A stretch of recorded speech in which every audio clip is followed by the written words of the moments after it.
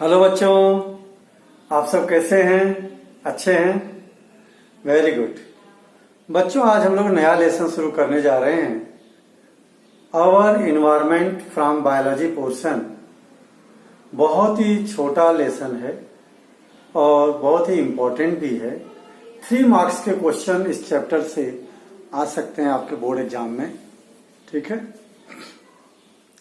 Chapter का नाम है जैसा कि आवर इन्वायरमेंट। तो इन्वायरमेंट की डेफिनेशन आप छोटी क्लास से पढ़ते हुए आ रहे हो। एनवायरमेंट से मतलब है our surrounding. Our surrounding is called our environment. हमारे चारों तरफ जो है, चारों तरफ में जैसे पेड़ हैं, पौधे हैं, फर्नीचर है, मकान है, रोड है, ठीक है, सारी लिविंग और नॉन लिविंग सब चीजें हमारे इन्वायरमेंट में शामिल है। तो सिंपल डिफाइन लिखना आवर इन्वायरमेंट का।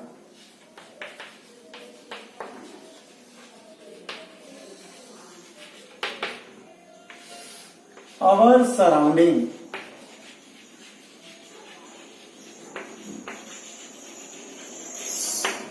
is called environment. हमारी जो सराउंडिंग है इसी को हम कहते हैं इन्वायरमेंट। अब इन्वायरमेंट बना किससे है, क्या क्या चीजें हैं, इसको हम कह सकते हैं स्ट्रक्चर ऑफ एनवायरमेंट। ठीक। Structure of and environment। environment का जो स्ट्रक्चर क्या है, it is composed of 2 factors, biotic यानी it is composed of biotic factor and abiotic factor।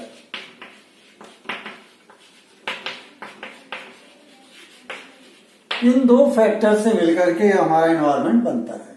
Biotic factor में कौन कौन इंक्लूड होंगे जरा देखें। बायोटिक फैक्टर में बच्चों प्लांट आएंगे, दूसरा एनिमल्स आएंगे, तीसरा माइक्रो ऑर्गेनिजम्स, माइक्रो ऑर्गेनिजम्स ये आएंगे। इनके बारे में अभी डिटेल बात करेंगे एक एक करके। और बायोटिक फैक्टर में अगर देखें हम लोग 2 ग्रुप बनते हैं, न्यूट्रिएंट पूल,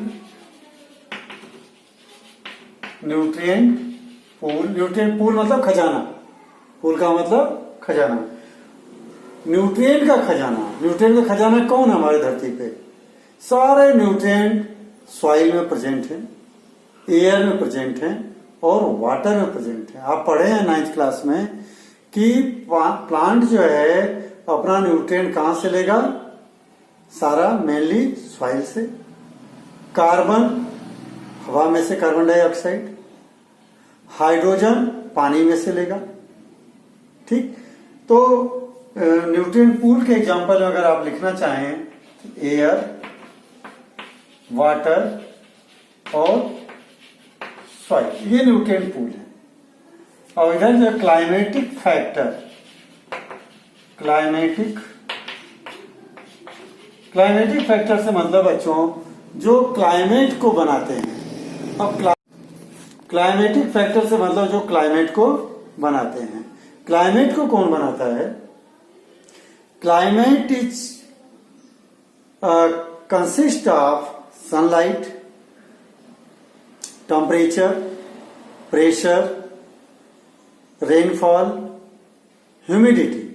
हवा में जो ह्यूमिडिटी है वो भी क्लाइमेट के लिए रिस्पॉन्सिबल है। तो क्लाइमेटिक फैक्टर में जो एग्जांपल लिखेंगे आप लोग, वो मैं यहां ऊपर लिख देता हूं।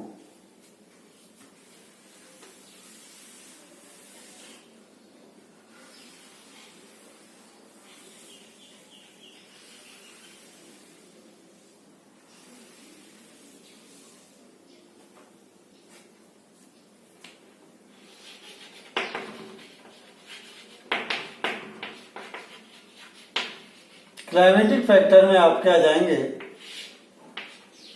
टेम्परेचर, रेनफॉल, सनलाइट और ह्यूमिडिटी।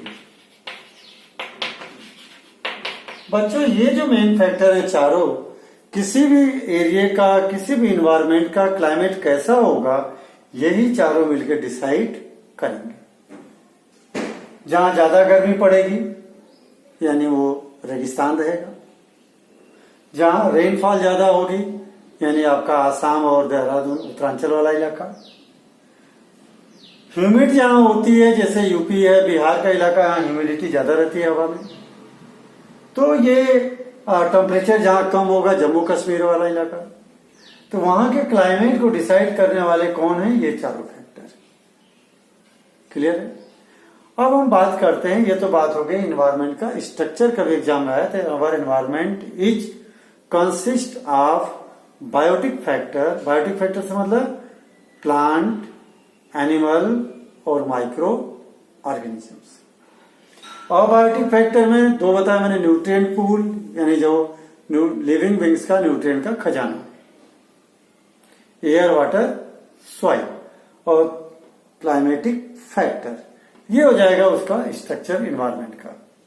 बच्चों अगर हम टोटल अपने इन्वायरमेंट को देखें तो छोटे छोटे कंपोनेंट्स में बटा हुआ है। ये छोटे छोटे कंपोनेंट्स में बटा हुआ है।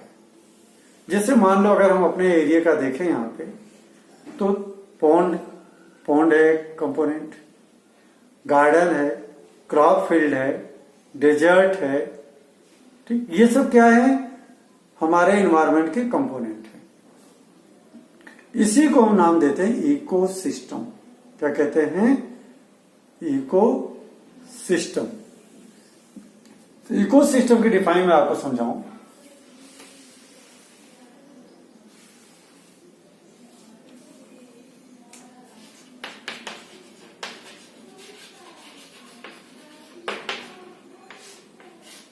It is dynamic and self-sustaining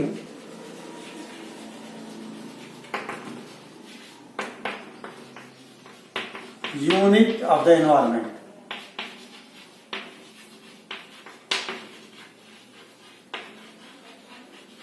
देखिए मैंने तो शब्दों पे ध्यान दीजिए। एनवायरमेंट इकोसिस्टम में डिफाइन लिखा, इट इज डायनेमिक। डायनेमिक से मतलब active, self sustaining. Self sustaining मतलब स्वयं चलने वाला, किसी बाहरी की जरूरत नहीं है। यूनिट ऑफ द एनवायरमेंट, हमारे एनवायरमेंट का एक छोटी सी यूनिट है जो कि डायनेमिक है। डायनेमिक कैसे है इसका मीनिंग अभी बताता हूं। और सेल्फ सस्टेनिंग, जैसे कि एग्जाम्पल के लिए अपन इसका एग्जाम्पल लिखेंगे हम लोग। Pond, crop field, garden, desert, etcetera. ये इसके एग्जाम्पल। अब जैसे पॉन्ड का एग्जाम्पल लेता हूं मैं। पॉन्ड बच्चों, पॉन्ड भी एक हमारा इकोसिस्टम है। अब ये किसका बना हुआ देखिए। पॉन्ड के अंदर भी लिविंग भी है, नॉन लिविंग भी है। यानी हर इकोसिस्टम में लिविंग बीइंग भी है और नॉन लिविंग। इसका स्ट्रक्चर अगर हम देखते हैं, सेम वही structure of ecosystem. It is consist of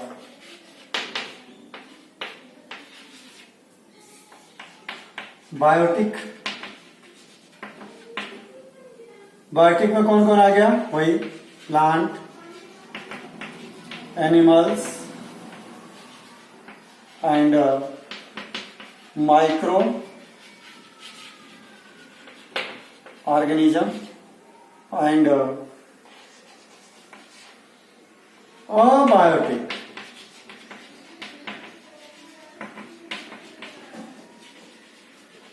factors. Abiotic में कौन कौन? वही nutrient pool and climatic factor.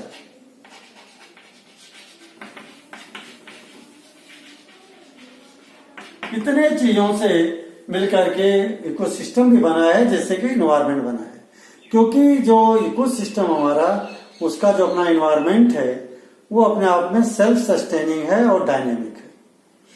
तालाब का एग्जांपल ले लें, अगर तालाब में किसी बाहरी वाले के इंटरफेरेंस की जरूरत नहीं है।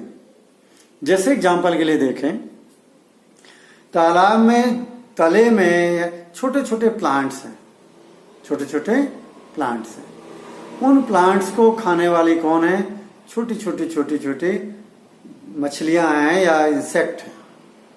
और उन छोटी मछलियों को, इंसेक्ट को खाने वाली थोड़ी बड़ी मछलियां, उन बड़ी मछलियों को खाने वाली और बड़ी मछलियां, और फिर उन मछलियों को खाने वाली वहां कौन है? बर्ड्स हैं। कौन है? बर्ड्स। और आप कैमरा लगा दो तालाब के अंदर, तो आप देखोगे ये सारे फूड के लिए एक दूसरे के पीछे भागते रहते हैं, एक दूसरे को फूड बनाने के लिए, कैच करने के लिए हमेशा दौड़ते रहते हैं। इसलिए पूरा तालाब अंदर से कैसा है? डायनेमिक है, एक्टिव है, डेड पड़ा हुआ नहीं है। Because every organism of the pond are always in motion, always active, so the ecosystem is dynamic. Self-sustaining means they do not need the outsider. बाहर के लोगों की जरूरत नहीं है, अपने अंदर ही अपना सेल्फ सस्टेनिंग स्वचालित यूनिट है, किसी बाहरी वाले की आवश्यकता नहीं है। अंदर सन की लाइट जा रही है, प्लांट सन की लाइट से फूड बनाएगा। जरा देखो, मैं सिस्टमेटिक बताऊं। सेल्फ सस्टेनिंग कैसे हैं ये?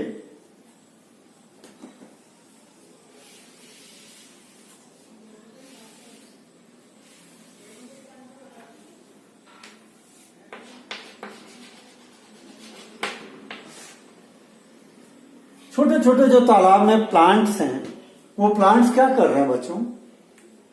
एयर से,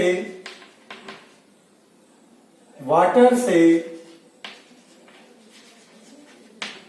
सॉइल से न्यूट्रिएंट ले रहे हैं। They take the nutrient from air, water and soil. और सन से लाइट ले रहे हैं। सन से क्या ले रहे हैं? लाइट। और क्या प्रिपेयर कर दे रहे हैं? Food. They prepare the food. अब ये फूड को जो है इंसेक्ट खाएंगे,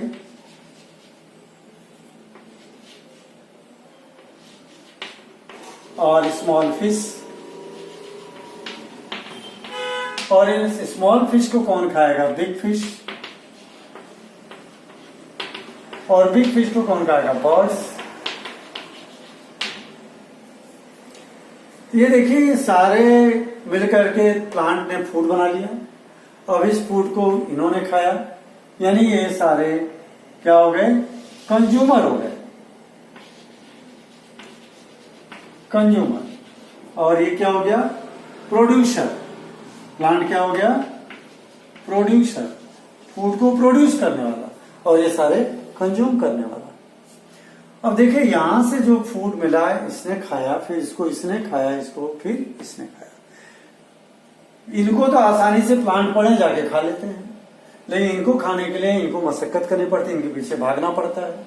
और इनको खाने के लिए इसको इनके पीछे भागना पड़ता है। इसलिए पूरी यूनिट कैसी है? एक्टिव है। और सेल्फ डायनेमिक मतलब बाहर वाले की किसी की जरूरत नहीं है, इसलिए ये सेल्फ सस्टेनिंग है, स्वचालित है, सेल्फ सस्टेनिंग। इसलिए बाहर वाले की किसी की आवश्यकता इनको नहीं है। अब बच्चों, यहां खास बात देखें जरा, सबका रोल थोड़ी थोड़ी सेव कर लें, फिर अपन आते हैं बात में। यहां पे इनकी मदद से इसने फूड बनाया, इस फूड को इन्होंने लिया, इस फूड को इन्होंने लिया, फिर इस फूड को इन्होंने लिया। क्लियर? और आप सोचो, अगर ऐसे ये सारे न्यूट्रिएंट लेते जाएंगे तब क्या होगा? खजाना खाली हो जाएगा। ये तीनों क्या हैं? They are nutrient pool, nutrient pool, ये न्यूट्रिएंट पूल है, खजाने हैं तीनों, और सब प्लांट लेता जाएगा, ये खाते जाएंगे और वापस इनमें रिटर्न होकर न्यूट्रिएंट नहीं आएगा तो एक दिन खजाना खाली हो जाएगा। इसके लिए भगवान ने बहुत अच्छी व्यवस्था की है। क्या अच्छी व्यवस्था की, देखिए नेचर में माइक्रो ऑर्गेनिजम्स प्रोड्यूस किए हैं।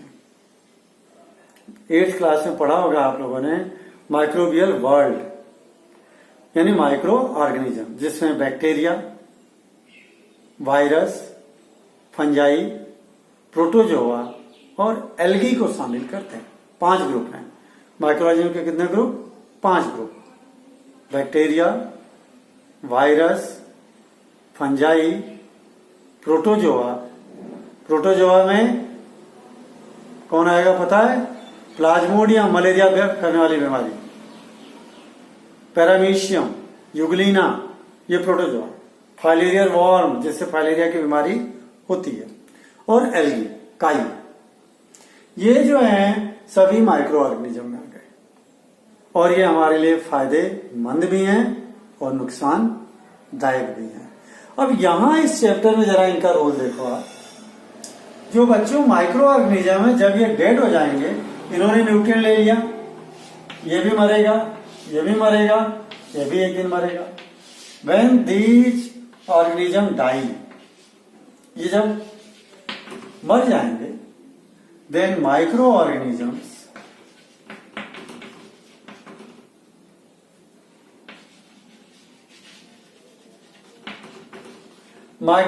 डिकम्पोज देयर बॉडी, इनके बॉडी को डिकम्पोज करेंगे, तोड़ तोड़ करके उन चीजों में बदलेंगे जो चीजें प्लांट ने एयर वाटर सॉइल से लिया था, और वो चीजें एयर वाटर सॉइल को वापस रिटर्न कर दिया जाएगा। कौन रिटर्न करेगा? Micro organisms. तो micro organisms are the very very important factor of the environment. Environment के बहुत ज्यादा इंपॉर्टेंट फैक्टर है। अगर ये नहीं रहेंगे तो ये पूरा खजाना खाली हो जाएगा एक दिन, और जब खजाना खाली हो जाएगा तो आगे वाले पौधों को न्यूट्रिएंट मिलेगा ही नहीं, फिर सब मर जाएंगे। ये मरा तो सब मरेंगे, ये नहीं रहेगा तो सब खत्म। तो इन्हीं का काम है, इन्हीं की देन है कि जब ये मरते हैं, इनके सबके बॉडी को तोड़ करके जो जो न्यूट्रिएंट इन लोगों ने एयर वाटर सॉइल से लिया था, वो सारे न्यूट्रिएंट ये रिटर्न कर देते।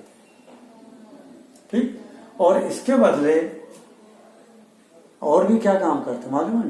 दे आर नेचुरल क्लीनिंग एजेंट। ये प्रकृति के सफाई कर्मचारी हैं।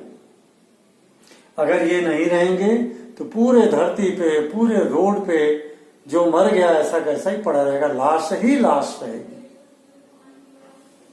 जो जानवर जहां मरा उसकी बॉडी वहीं पड़ी रहेगी। यही है जो डेड ऑर्गेनिज्म के बॉडी को डिकम्पोज करके मिट्टी में मिला देते हैं। कहते हैं ना, मिट्टी के शरीर मिट्टी में एक दिन मिल जाना है। यानी पूरी शरीर जो है एयर वाटर सॉइल से न्यूट्रिएंट लेके आती है, बनती है, और एक दिन यही माइक्रोऑर्गेनिज्म मरने के बाद इसको डिकम्पोज करके मिट्टी में मिला देते हैं। तो बच्चों, माइक्रो ऑर्गेनिज्म में ऐसी क्या खास बात है कि ये प्लांट और एनिमल्स के बॉडी को डिकम्पोज कर देते हैं, but they can not decompose the iron, they can not decompose the stone. कारण? Because they have enzymes. Enzyme एक केमिकल है। वो केमिकल जब ये उस अपने मुंह से निकाल करके डालते हैं डेड बॉडी पे, तो डेड बॉडी डिकम्पोज होकर छोटे छोटे टुकड़ों में बदल जाती है, और गैस भी निकलती है। इसलिए कभी कोई चीज सड़ती है तो हम बोलते हैं बदबू आ रही है, नाक बंद करते हैं।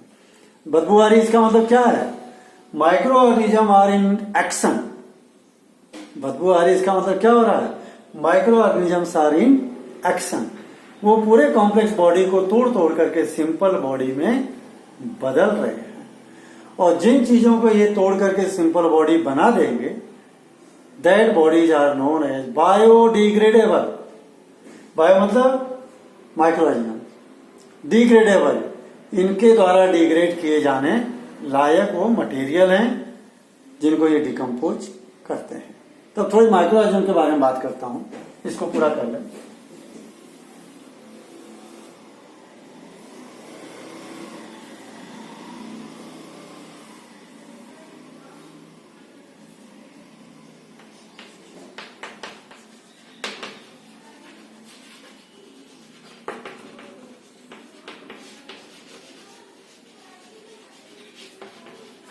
Decomposers, microorganisms यानी decomposers, natural cleaning agent, natural cleaning agent या नेचुरल सफाई कर्मचारी।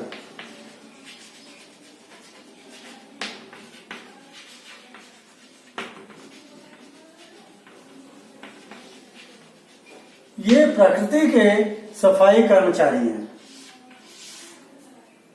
नेचर को क्लीन करने का काम ये ही करते रहते हैं। बच्चों, नेचर में अगर एक लिमिट अमाउंट तक अगर पोल्यूशन होता है तो उसको ये माइक्रो ऑर्गेनिज्म ठीक कर देते हैं, लेकिन ज्यादा हो जाने पे ये भी बेसहाय हो जाते हैं।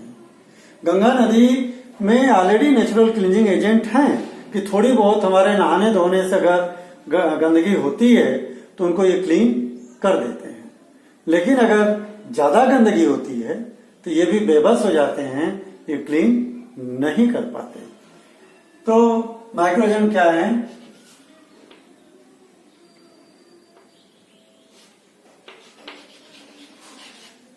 They are very very tiny organisms which decompose organic material। Organic material समझ रहे हैं बच्चों? ऑर्गेनिक मटेरियल का मतलब ऑर्गेनिज्म का material. Organic material means organism का मटेरियल, जो प्लांट और एनिमल से मिलने वाला मटेरियल, ऑर्गेनिज्म से मिलने वाला, which decompose organic materials into simpler material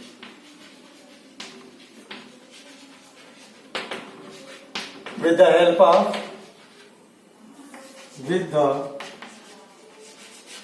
help of enzymes। Enzymes आपने लाइफ प्रोसेस के चैप्टर में पढ़ा है।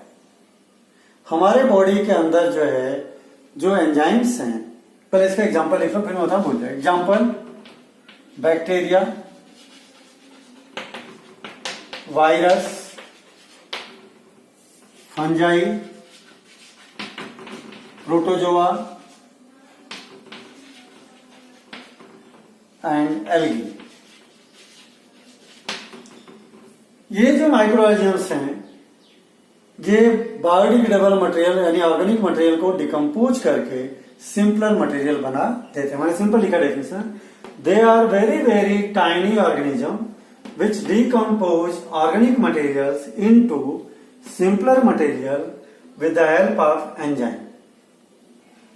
Example, bacteria, virus, fungi, protozoa और एल्गी।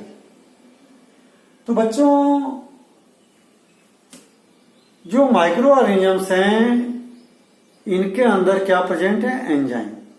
और ये एंजाइम की खासियत है, ये एंजाइम केवल ऑर्गेनिक मटेरियल को ही डिकम्पोज करेंगे, इनऑर्गेनिक मटेरियल को नहीं। पत्थर को, लोहे को, प्लास्टिक को इनको डिकम्पोज नहीं कर पाते, इसलिए प्लास्टिक पोल्यूशन करता है।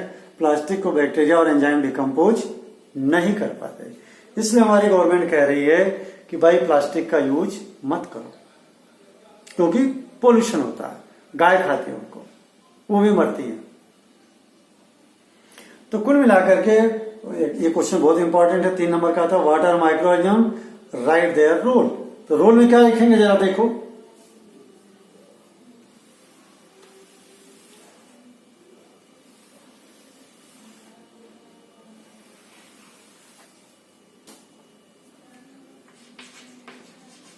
रोल को या importance.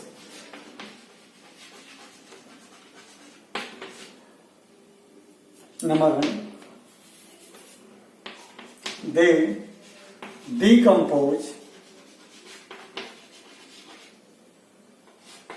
plant and animal waste, इनके वेस्ट को and their dead body, and their dead body. They decompose plant and animals waste and their dead body and return nutrient to the air, water and soil। इस तरह से nutrient के cycle में help करते हैं। Return कर देंगे 10, they help in nutrient cycle. Nutrient की जो साइकिल चलती है, 9 पढ़ कर आए हो, कार्बन साइकिल, नाइट्रोजन साइकिल, वो बिना माइक्रो ऑर्गेनिज्म के चलेगी नहीं। वही है ये, उस साइकिल को मेंटेन कौन करेगा? Micro organisms. क्लियर? दूसरा, दे क्लीन अवर इन्वायरमेंट।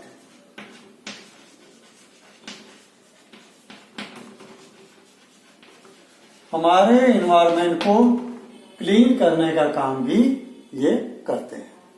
ठीक है, ये इसके 2 इंपॉर्टेंट हो गए बच्चों, इसको याद करेंगे आप लोग। बहुत ही important question, what are micro organism, right their importance.